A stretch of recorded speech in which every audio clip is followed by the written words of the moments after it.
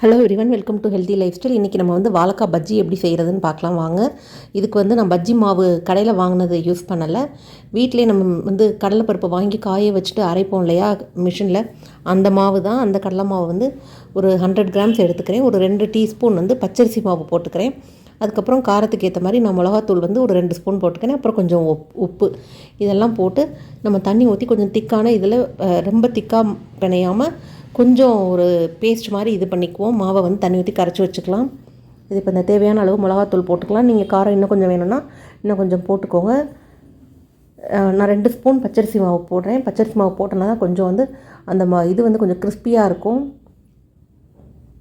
இப்போ இதை நல்லா அந்த எல்லாத்தையுமே ஒன்றா மிக்ஸ் பண்ணிவிட்டு தண்ணி ஊற்றி இந்த பதத்தில் கரைச்சிக்கோங்க மாவை. ரொம்ப தண்ணியாக இருந்தாலும் மாவு வந்து வாழைக்காயில் ஒட்டாது, கெட்டியாக இருந்தாலுமே அது அந்த பக்கோடா டைப்பில் வந்துடும். தோலை சீவிட்டு வாழைக்காயை வந்து லேஸாக தின்னாக கட் பண்ணிக்கோங்க.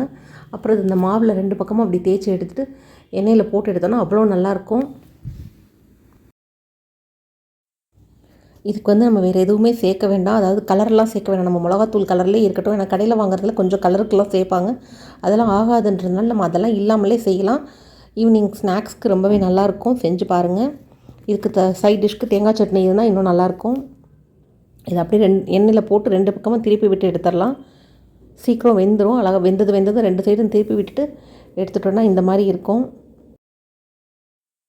இப்போ இது காம்பினேஷனுக்கு தேங்காய் சட்னி அரைச்சி தொட்டு சாப்பிட்டோன்னா நல்லாயிருக்கும்.